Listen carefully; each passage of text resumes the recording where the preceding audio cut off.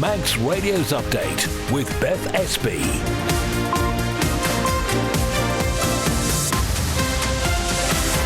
Yes, Fastamai, good evening. Welcome to Friday evening's update. How's your week been? This is your half-hour roundup of what's been happening news-wise on the Isle of Man today. Coming up in the past half hour, actually, Manx Care has released some details about their planning for the doctors' strike next week. We're going to take you through in a few moments what they have to say. Also tonight, we'll hear more about the report into the size of the Manx government, and a local football team has been praised for saving the life of one of their players. This is an interview you don't want to miss. As ever, we'll also keep an eye on the weather and the traffic and travel as well. And if you spot anything when you're out and about and can let us know, 166 177 is the text number, or you can email studio@manxradio.com. We'll start with a roundup of the headlines with Siobhan Fastamai. Fastamai. As Beth mentioned there, in the last half an hour, Manx Care has released a list of services it expects to be impacted if the planned doctor strike goes ahead next week. For the first time in history, doctors on the island will walk out from 7 a.m. on Wednesday the 22nd of January until 7 a.m. on Friday the 24th. The British Medical Association says it's because the health body has failed to produce a credible pay offer. Manx Care says negotiations remain ongoing and a final decision regarding the industrial action is expected on Monday. We'll bring you all the details you need in the next couple of minutes. Meanwhile, the Health Minister says she's now gained a new perspective as Minister. Back in October, Manx Care announced a number of cuts to services in a bid to reduce its overspend. At the time, as a backbencher, Claire Christian accused it of holding a gun to the head of government. Now, as Minister of DHSE, it is about that kind of working with Manx Care, understanding what pressures they're under and vice versa. A section of the A4 Peel to Kirkmichael Road will be closing for a time next week, whilst the Department of Infrastructure carries out emergency tree felling. The DOI says it's necessary after several dead or diseased trees were found following a recent inspection. The road will be shut to all traffic from Douglas Road Corner in Kirkmichael to the junction with the Ballaleigh Road on Monday the 20th of January from 9 a.m. until no later than 3:30. Further afield, Israel's cabinet has been meeting to discuss a ceasefire deal with Hamas after the country's security cabinet gave it approval. If it goes ahead, Israeli hostages and Palestinian prisoners will be released. A man with what a judge described as a far-right neo-Nazi mindset has been jailed for more than 22 years after he stabbed an asylum seeker in the chest and hand. 32-year-old Callum Parslow has a tattoo of Adolf Hitler's signature. And TikTok, which has Chinese owners, will effectively be blocked from operating in the US from Sunday. President Biden says the video sharing app should be owned in a way that doesn't threaten American national security. They're your headlines. I'll be back with your news at 6. Thank you very much indeed, Siobhan. Now the weather brought to you by Manx Glass and Glazing. Staying fairly cloudy this evening and tonight. Some breaks allowing the odd clearer interval. You might be able to catch a glimpse of the moon and the planets, which have looked amazing over the past few nights. Largely dry for most places. The risk of some patchy light drizzle at times, though. Mainly fresh southerly winds. Minimum temperatures tonight will be around 4 or 5. And a pretty similar picture for tomorrow. Cloudy, the small risk of some patchy drizzle at times. Temperatures around 9. Sunset this evening was at 4:30. Sunrise tomorrow morning, 8:26. Manx Glass and Glazing can supply and install single, double and triple glazing. Call 674 573 or visit the showroom on the Snugborough Trading Estate. If you run a small business or just need more room in the back, Philshaw Vehicles has the perfect van or light commercial for all your needs and can sort out any finance. Based in the Tremode Estate, view philshawvehicles.im or call 49 51 49. A great night's sleep got even better with Zed's Bedding Store. From quality Beldorm bed linen and mattress protectors, fleece and woven throws to luxury duvets from the fine bedding company. Zed's Bedding Ramsey, next to Isle of Man Bank. SMS Trading. New and second-hand furniture from flat pack to fully built. See our range at 3 St Paul Square, Ramsey. All-island delivery and man-in-a-van service available. Call SMS Trading on 315151 or find SMS Trading on Facebook. The exclusive Karcher store is open with thousands of products, accessories and parts in stock. For Karcher sales and service, Hersham Electrical, Shipyard Industrial Estate, Ramsey. You're listening to Update here on Manx Radio. It's just coming up to 5:05. So as we've mentioned in the past half hour, Manx Care has released some details about their planning for this potential disruption next week as a result of the British Medical Association's planned industrial action. Doctors scheduled to strike from 7 a.m. on Wednesday until 7 a.m. on Friday.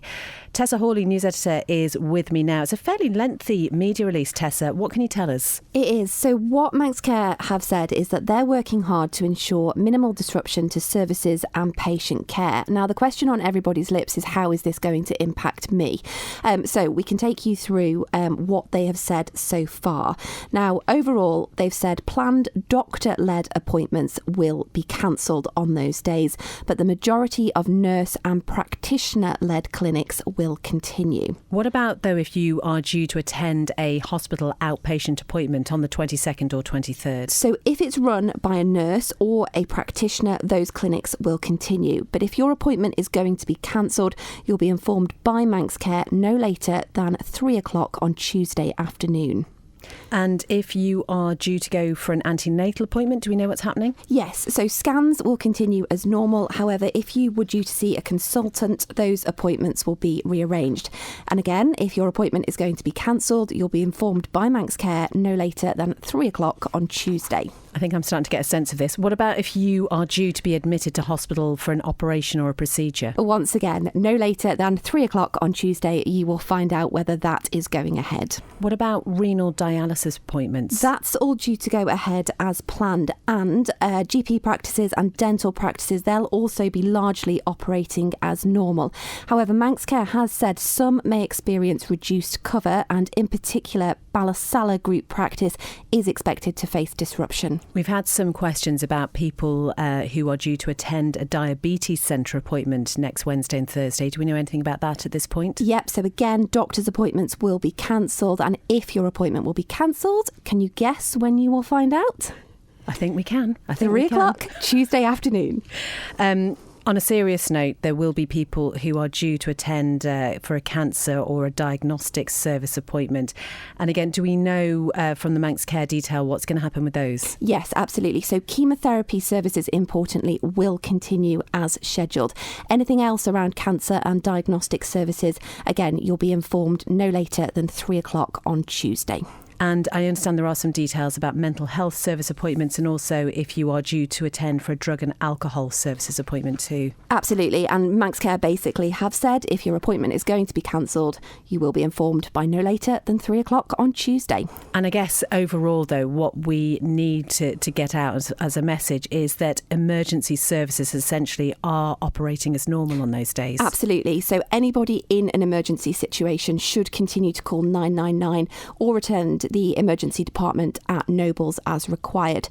Now, the minor injuries unit up in Ramsey will also be open for non-emergency conditions, and there will be X-ray capacity available there.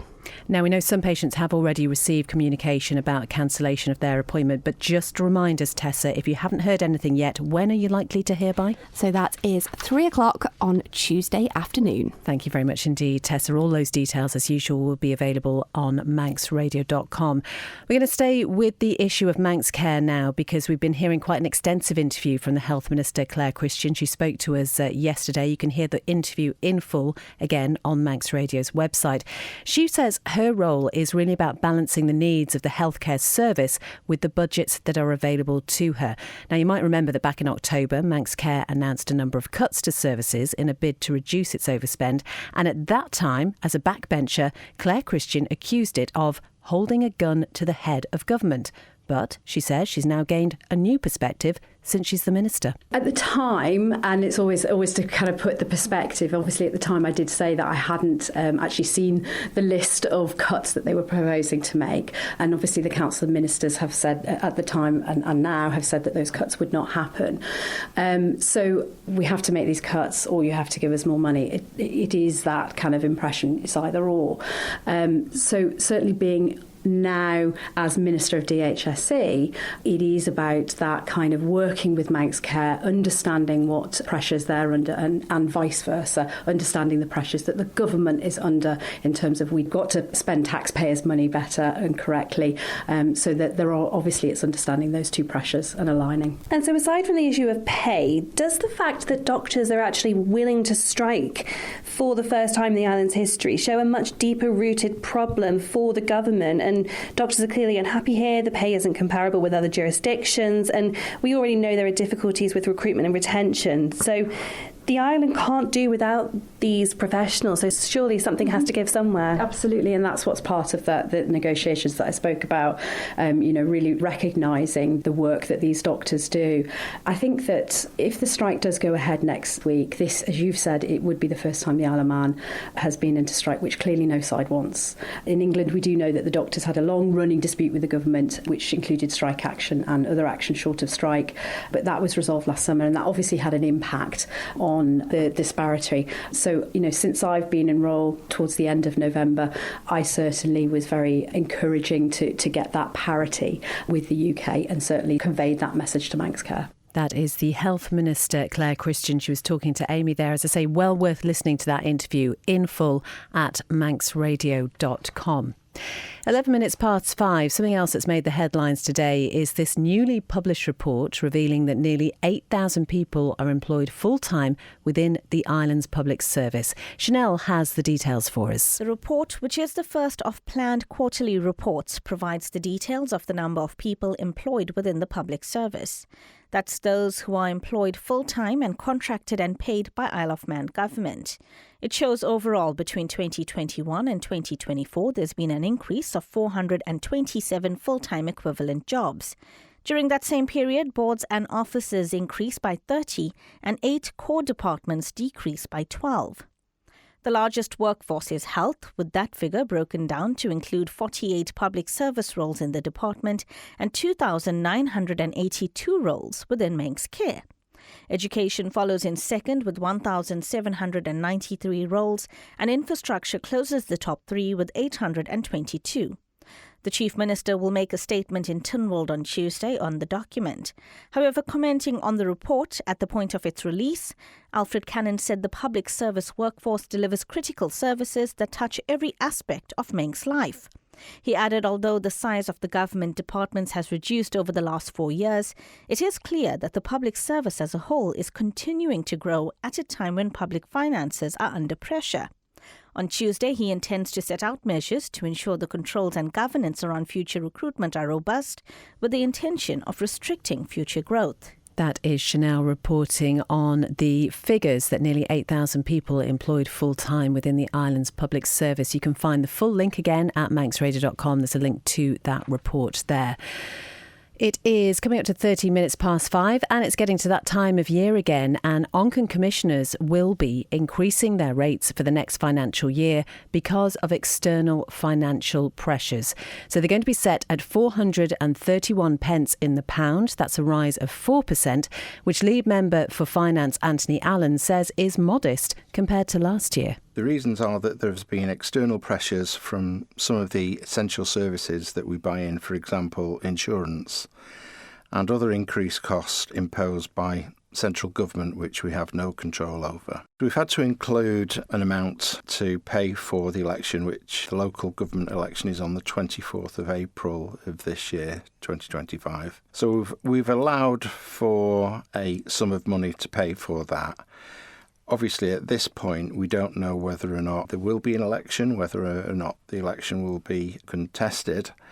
However, what was the correct way of moving forward was to allocate an amount in the budget, and hopefully we will have an election. So the notable planned expenditure includes a update on our software for rates itself. We've got additional tree management and maintenance. We've got replacement play area equipment, commercial garage door replacement. We've got street lighting projects to various locations within the authority. For all of those reasons, as well as investing in our assets and the staff themselves and good governance, with some reluctance, have to put the rates up to cover all of those costs. That's the lead member for Finance, Anthony Allen from Onken Commissioners, talking about the rate increase this year. Now, it can be quite complicated thinking about rates. As we say, we are expecting over the next couple of weeks all the rates to be set by the local authorities and published for us. We're going to post over the weekend an explainer about how the rates are set. There's a video which is quite helpful in trying to explain it, so look out for that on our social media pages. And Anthony Allen was talking about the election there. That is coming up for all the local authorities in April. An appeal commissioner says joining a local authority is a positive sacrifice and can be really rewarding. Ray Harmer, who of course has been an MHK as well, says the role is too important for people to stand because of their own ambition. He believes it's a role fundamentally about serving the local community. I think you have to really be clear and sure of what you're doing and why you're doing it. And I always think, from my point of view, it's all about putting the people first. I see a role, and in both respects, really, about it's not for you, it's for other people. You're there to represent and to help other people. You're not there, if you're there for your own ambitions, I think that's a massive mistake. I think, again, when I was commissioner, when there's people trying new things, like they're trying a bar or they're trying a new shop or whatever it is, Commissioner's role is there to be as supportive as they possibly can to make those things happen. That's the way I see being a commissioner. And yes, there is some crossover in terms of actually understanding how politics works. Certainly, I think it's interesting actually, it's beneficial for an MHK to know what being a commissioner is like, because then if they haven't ever been a commissioner, then they might assume certain things that are not true, and they might not see things from their perspective. So in a funny kind of way, it would be good for every MHK to spend some time in the shoes of commission to understand how local people really feel about certain things. So it's too important for you to just do this because it's trying to achieve an ambition. It's got to be fundamentally for the local people. You're there for them. That is Ray Harmer, Appeal Commissioner, just talking about how he feels it's very important to have that experience as a local commissioner, serve your local community, and a great training ground if you do want to go on to national politics. 17 minutes past 5 now. Manx Radio Travel, driven by Quayside Tyres and Service Centre. Well, nothing reported on the police pages, which is good news. So hopefully, apart from all the usual roadworks that we know about, all will be well on your drive home. All looking good down at the airport and at the steam packet. The Manxman left Heysham at around 20 to 2 this afternoon. Expected into Douglas Harbour any time now. If I crane my neck, I can probably see it. And if you want the full list of what's happening roadworks-wise around the Isle of Man, head over to manxradio.com and click on our traffic and travel hub. Ask how you can spread the cost interest-free at Quayside. It is 17 and a half minutes past 5 now, and a significant and worrying slowdown in the local construction sector could have serious implications for the wider economy. It's a warning coming from the industry's representative body, Construction Isle of Man, and it follows the release of data gathered by them, which paints a bleak picture of the current state of the sector. Now, high-level talks have been taking place this week between Construction Isle of Man and government. CIOM Chair Gary Proctor believes there was consensus on the need for action. He says there are measures government can do to help. The government can influence, and they include a staged release of capital projects, and we express the importance of using local design teams and contractors in that. Better communication and forward view on capital spend. The importance of continuing with the island infrastructure scheme, without which brownfield sites would undoubtedly remain derelict. The importance of dialogue and the implementation of improvements in planning. I mentioned earlier the efficiency administration relating to the discharge of some of the planning conditions has noticeably improved. But there's still improvements that the department can bring to the application process itself, including the implementation of planning conditions, the administration of Section 13 agreements that delays matters and we feel should run concurrently, and, as we mentioned before, reform of the third-party appeals process. The importance of bringing the local carbon heating scheme in, which is the replacement for the Green Living Grant that closed in September. And then we made our points of or our encouragement in the support of MDC in their work. But similarly, we would encourage MDC similarly to use local design teams and contractors where possible. So we were left with next steps of being the government will no doubt be considering those discussions, and we anticipate dialogue on a more detailed level, and this was indicated during the meeting. But as always, the proof of the pudding will be in the eating. But certainly, first impressions are very positive. They're looking to make some action on this. And finally, this is a situation that does need addressing now, judging by the information that you've provided. So they really need to get on with it. Absolutely. I mean, there are principal contractors, and as I say, the work that they have feeds down to the rest of the industry, including the supply chain. It needs to be phased, it needs to be controlled, but a release of capital projects now to inject some cash into the industry, and some of these other improvements that we discussed. So yes, it's important that there's action now. Construction Isle of Man Chair Gary Proctor talking to Simon there. We have also spoken to government and we'll bring you their response very shortly. 5:20. And just a warning, this interview we're going to hear now is going to mention stillbirth, and some listeners may find it upsetting. But it's actually a hugely positive story, because a humanist celebrant on the Isle of Man is reaching out to mothers who experienced the heartbreak of stillbirth during the 1960s, 70s or early 80s. During that time, when a baby was stillborn, parents were often not given the chance to see their child or fully understand what happened afterwards. And it was really believed that approach would help parents from the pain of their loss. But many were left with unanswered questions and unresolved grief. Well, Vicky Christian became deeply moved to learn more about this after discovering a friend had lost a baby at that time. And she's since learned that often these babies were buried and their details were recorded, though many families may not know where or how.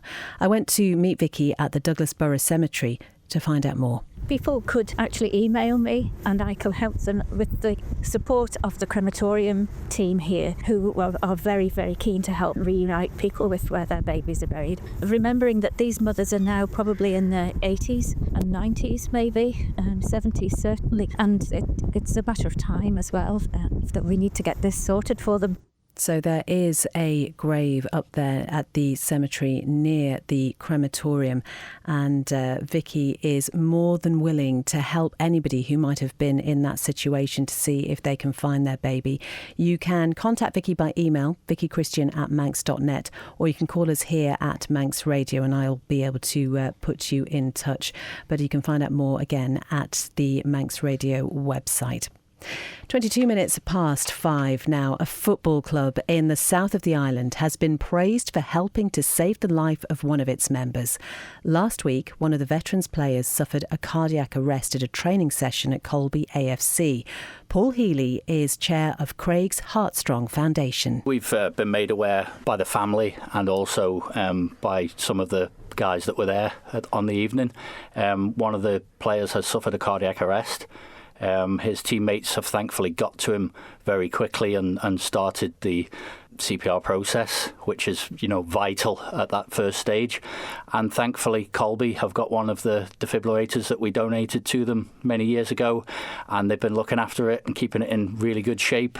And they've managed to get it out onto the pitch and give him the shock that's saved his life, basically. And actually, that is exactly what happened, isn't it? This man's life was saved by, as you said, the CPR and the fact that there was a defib at Colby and that people knew how to use it. Yeah, absolutely. Quick thinking and, this life-saving piece of equipment that, we've been telling people for years is so vital to have these everywhere around the island, especially sports clubs and schools and things like that. We're just delighted that, like I said, they've kept on top of it, kept changing the pads and the batteries, and when they have come to get it out of the clubhouse, it's been used and, like I say, saved a life. And how important is that sort of upkeep and maintenance? Because we know the incredible work that the foundation has done in making these devices accessible to people. If they're not being used, that's almost a good thing. But actually keeping them maintained and in working order, that must be a crucial part of it. Yeah, and that's why we get people to sign up as guardians for these machines, basically, the public access machines that are locked away in boxes.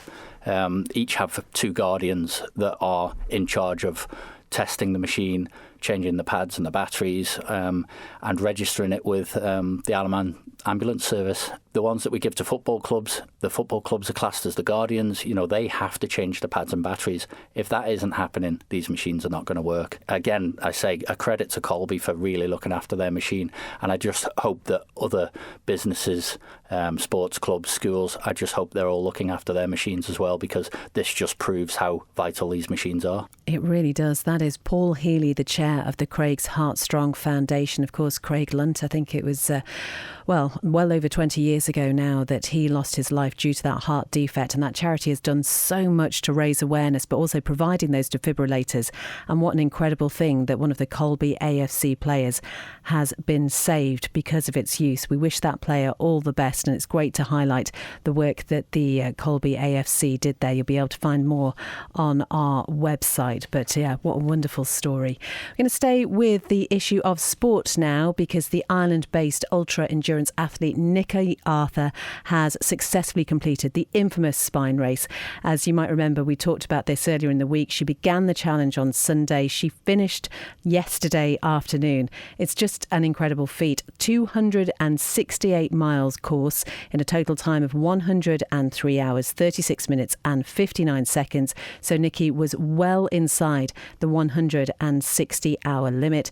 She told us it was pretty challenging. Bit of an understatement, I'm sure, but she's so glad to have completed it. And Rob was watching the video yesterday when she actually crossed the line. It was posted by her partner Oren, and honestly she looked like she'd just gone for a little walk in the park. You'll be able to hear from Nikki herself in the Friday Sport preview coming up very shortly.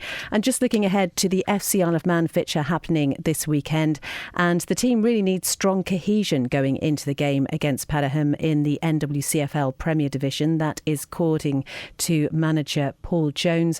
A recent barren run of results for the Ravens mean they have just managed 1 win in nearly 2 months. They're sitting 4 points outside the promotion playoff places.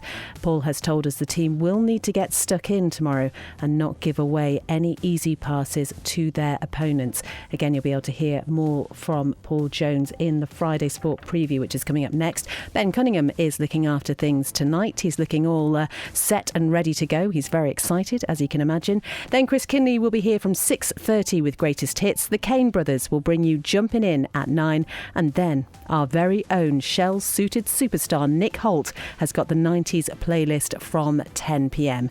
Thank you very much indeed for your company. Should you wish to listen to this programme again, and who wouldn't, it will shortly be available to listen as a podcast on the Manx Radio website. Do stay tuned to Manx Radio this weekend and check out our social media pages for the very latest. Have a great weekend, whatever you're doing, and we will be back with you on Update on Monday.